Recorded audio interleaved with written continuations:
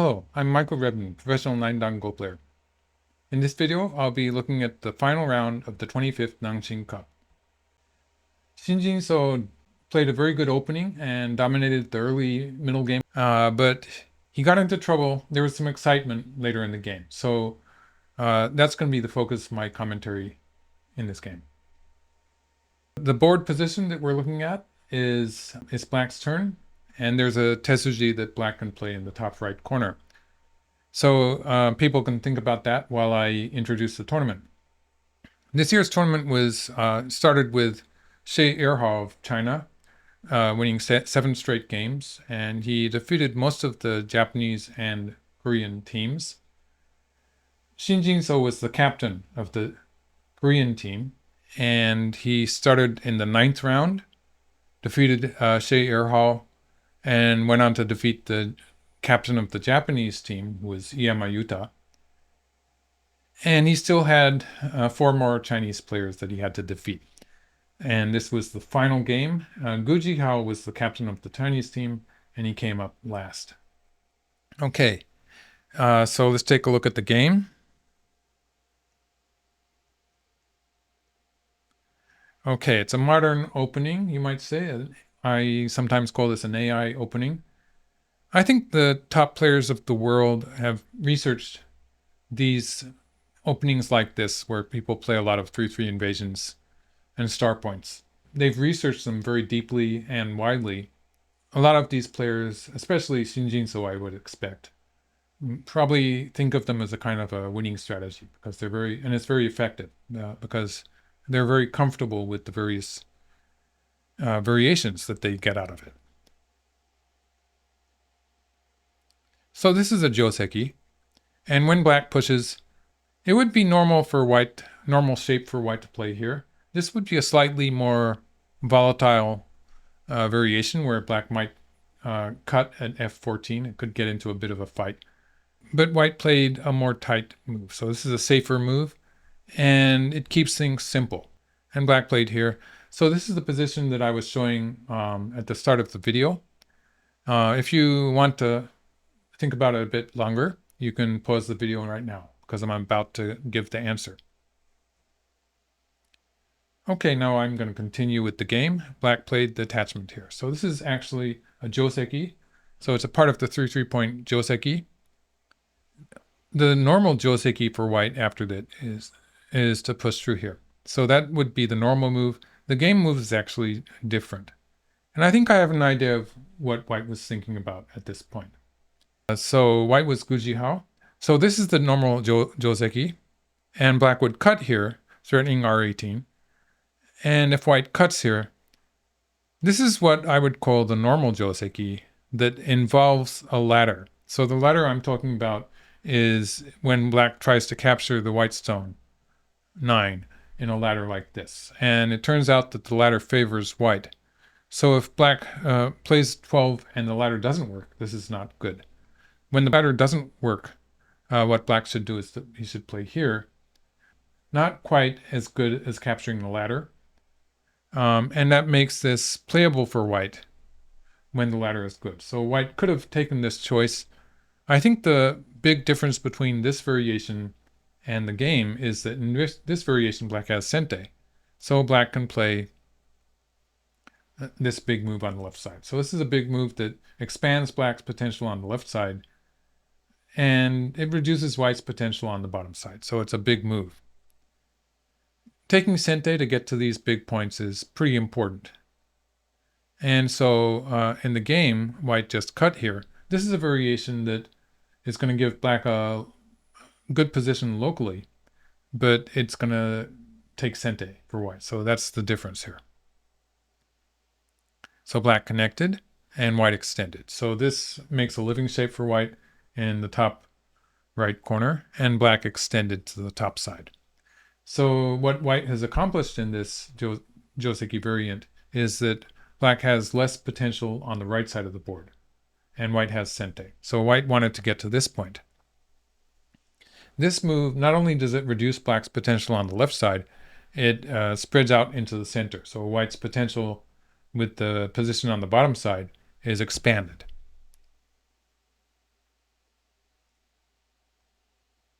Okay, so one way of thinking about this is you might think it's a bit strange for black to be playing this move so close to a living white group. And the answer is that it's not always living. So white played away. So the move that black is thinking of when he played this, not only is black expanding his potential on the right side and the top part of the center of the board, he's also thinking of eventually, at some point, playing this sequence, which will make the corner a ko. So if white pushes through here, this is going to be a ko.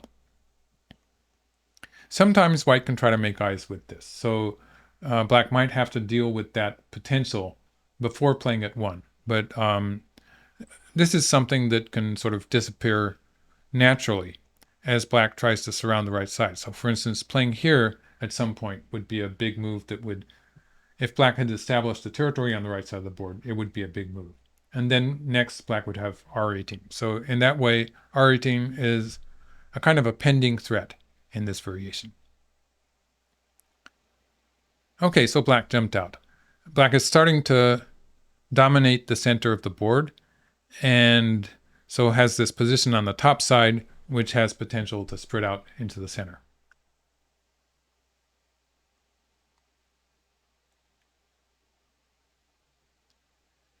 Okay, so at this point, black played down to the second line here. So C2 was actually a fairly large move. It's an important move. And so I'll move back a move, I suppose, and show here what white could have done. So if white had played here, this would have been very similar to the tesuji we saw in the top right corner, in that if black plays here, white can break through. And it's going to be a trade something like this, after which black would have to make a choice between the left side and the bottom side. So if black plays here, it would be very similar to the position in the top right, and white would be getting a nice little territory there. So that would be good for white. Otherwise, if black plays something on the left side, and that would be one of these 2 points, let's put it here, then white would be able to squeeze the corner. So locally, it's going to be something like this. So white gets all of these forcing moves.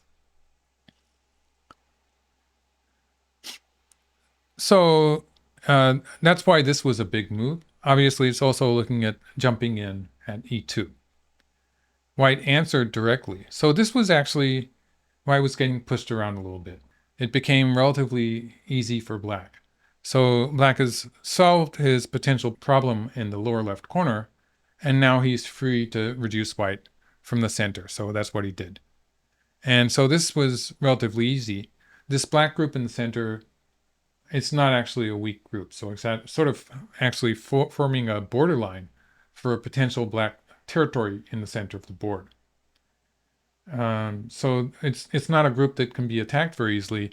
In fact, usually if black plays a move like this, it's going to be forcing. So black can actually still play forcing moves against the white territory on the bottom side.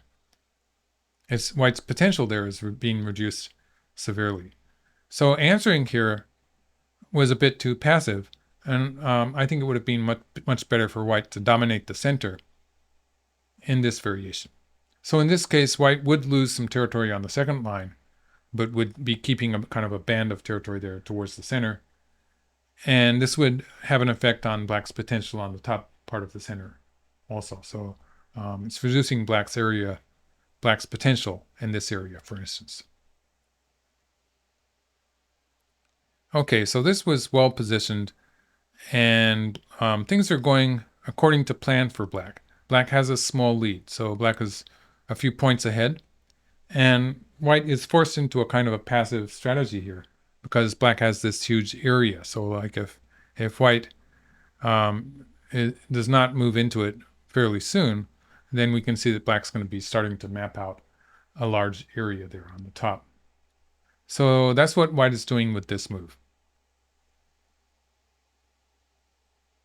Okay, black's still trying to make some territory, and white's working hard to take it away. So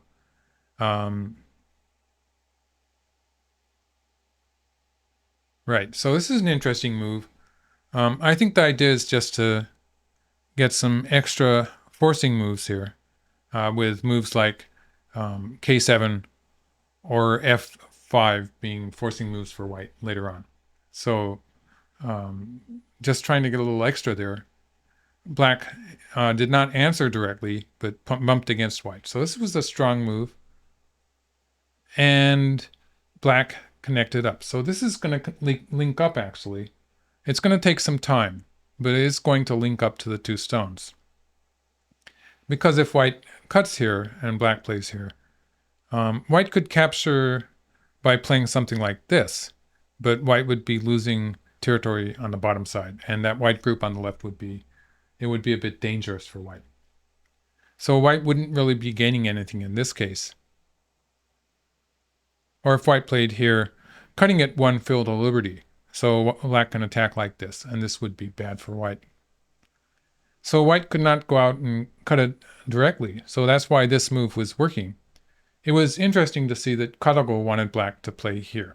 So this is a more dangerous, more active move. It looks like it's going to work. So the idea is that if white plays here to cut black off, black has enough room to live. So this requires calculation, and one miscalculation would be fatal in this area that's dominated by white. My gut feeling is that black is going to be okay. If white runs out when black plays the Tari. In this case, the two stones don't matter anymore, and the fact that black has trashed the bottom side is big. So if white tries to cut it off, then black... In this case, again, I feel fairly sure that black has enough room on the bottom side to make a living shape, which would mean that white has lost the whole territory. So black could have done that. That would have been the more active move. So he played safe. It might be a sign that Shin Jinseo felt he had a small lead, which was correct, of course. Okay, so now black is safe, and we're back into a position that looks like it's going to be an endgame. This move, although in itself it's very small, it is big because it's setting up an attack later. So if white plays here, this will reduce black's potential in the corner. So if black plays the cut here, white is going to win the race to capture and capture the whole black group. So black would have to play here, and black can connect up on the first line. Or black could live in the corners. It's a one or the other. Both are possible. But you can see that black did lose some territory here. So that's what white is setting up with the Hanesugi on the first line. Okay. So it's turning into what looks like a straightforward endgame, and black has a small lead. So I would think that at this point in the game, he's not going to make any major mistakes. And so it should be pretty difficult for white to accomplish anything. But this move here, which I've put a circle on, this move was really bad. So there's actually two reasons that I can give you why this was a bad move. First of all, this area around the black stone is what we call dame points. It's an area that will not be anyone's territory, whether white plays that point or black plays that point at Q9. It's not going to turn into any territory. I could call it a dame point. It's a useless point as far as territory is concerned. The second problem is that when white plays here at R11, that connection of a one space jump plus the knight's move, it's not a good connection. It's a bad connected shape. So it's not very well connected because white has the attachment here at R9. So it's not well connected, and it was a dame point. So that's the two reasons why it was bad. I might add that it's easy to say this after the fact. So what black should have done, it's better to play a move that has something to do with territory. So this would be a move that would have something to do with territory, potential points in this area. So these mark points, if black plays at S13 next, then all of these points become black territory. And so there's some potential black territory there. And of course the stones in the center. These stones are easily linked up in this variation. So there's no problem there either. Otherwise, if black extends, it's slightly more difficult to link up those 5 stones in the center. Black can do that by playing the diagonal move, the kosumi here. And although white cuts those two black stones off, it's not going to be a problem. So in this case, black would connect up. This is actually sente, so black would have sente to play some big endgame move. So it could be, so black has a big, would just choose a big endgame move. Black would have a few points of a lead in this variation. So he played this move, and suddenly it became very dangerous. So white covered, and black has to deal with that problem there. And he also has a weakness on this side. So he has two weaknesses that he has to deal with. He doesn't really want white to push through at the mark point. So he has to deal with that and the attachment, both at the same time. The move that was played, that's a good shape move. And it was another chance for black to avoid what turned into a pretty serious mistake. Turns out he could have played here and then here. So I never would have found this without katago's. It's a really bad shape. Both of those black moves are bad shape. Very difficult to find these moves in a game, and probably be even a bit embarrassing to play them.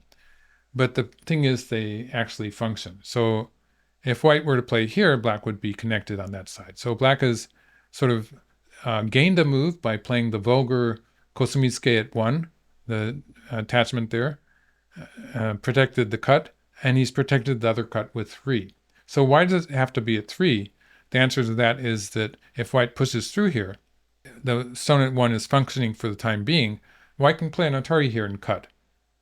But in this variation, the stone at 3 is making it possible for black to connect up on the second line. So going back to black 3, if white goes straight down or something like this, then black would be able to connect. And black 3 has connected up black stone. So in this case, there's no cutting point. Okay, so he played the bamboo joint. Problem is that white can play here and here, and black is not connected. So black is getting cut off here. Okay, so it looks like a semi. And so that's the way they played it. They played to make a semi out of this. It turns out that black still had a relatively simple way to play. So if black had played here, this would be making miai of connecting on the second line and saving the black 6 stones in the center. So if white plays here, then white can capture the 6 stones in the center, but black would connect up with sente. This is threatening to cut at P10. So white has to connect here. And locally, white has gained some territory, about 15 points by capturing those black stones. But now black can continue with the ko here. And the thing is, black has an advantage in ko threats. So, for instance, like this. So this was still a winning variation. Going back to that move, if black plays here, it's probably better for white to play here and stop black from connecting up. Black would be able to save the stones in the center, and white would get some territory back. So in this case, black would find a big endgame move to play. It could be here. This would be forcing locally, or black could play here or here. So one of these big moves would probably give black a very small advantage. So it would be an endgame, but conceivably black would be able to finish that with a small win. Okay, so black went for the ko. So white cuts the black group off. And it's going to be a ko because black doesn't have time to connect this ko. So black plays here. Black needed this connection at R7 in order to be able to fill dames from this side. So when black fills this dame, there's a weakness here, which would make it, although it would be a ko, it would be a very dangerous ko for black. So black doesn't really want to do it this way. So he had to connect once. And white took the ko. And it's not a direct ko. So when white plays here, if we say black connected, black would still lose the race to capture. And so it's still an approach move ko. Black has to fill one of these liberties. So at Q13 would be He doesn't really want to do that one. He probably wants to do this one. But he would need that move, and then it would be a direct call. So the fact that it's a step ko makes it relatively easy for white. And at this point, black stopped playing that ko and has started the ko in the corner. So this was always an issue. So basically at the point that black started surrounding this white corner early in the game, black was looking at the potential of playing this ko at some point later on. The problem in this case is that the black group here is potentially isolated. So it's cut off from the lower right corner. That means that white could have actually finished the ko at this point. So this would actually, looks like it was a winning variation for white. And black would capture the whole lower left area, but white would capture this black group. So this would be pretty big. In the game, black won that ko on the top right. So the whole corner here has changed hands, and this black group is dead. There's a ko at the mark point. So Q9 is still a ko, but it's an approach move ko. So it's not a direct ko, and white's going to win that ko, which means that something like this. They would continue the endgame, and it would be close with that potential ko sort of pending. It's not going to happen yet. Okay, so white did not finish the ko. And he played this ko threat. So black cannot afford to answer this ko threat because black has run out of ko threats. Black needs to finish the ko, and white took the lower left. So in this trade that started with black's mistake at Q9, white captured these stones and captured these stones in return for black capturing this corner. So white captured two groups, and white did gain something in this trade. There is a ko pending at Q9, and white immediately connected it. Turns out that this was the losing move. So white didn't need to connect the ko yet because white had an advantage in ko threats, and also there was this big move here. So this is a very big move in the center of the board. If white had played here, it would have been a half pointer. So it would have been a half point one way or the other. I can't really say.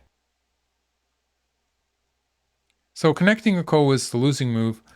Perhaps he miscalculated. It is after they'd made this big trade. So after this, it was a fairly straightforward endgame. So I'll just show you the moves. And black was a few points ahead. So actually, I think black was something like 10 points ahead before Komi. So several points of a lead for black. So he's just he probably realized that at some point after connecting the ko. It wouldn't take long for the players to figure out that black was winning. So let's put up the result.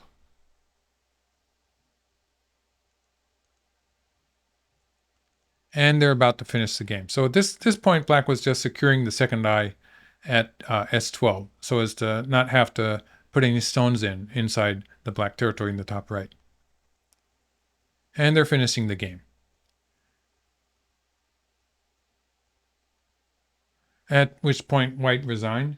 Black was several points ahead. So Shin Jinseo won the final game for a victory for Korea in this year's Nongshim Cup. Thank you for watching to the end. I will be continuing to supply Go videos, so subscribe, look out for the next video. Thank you.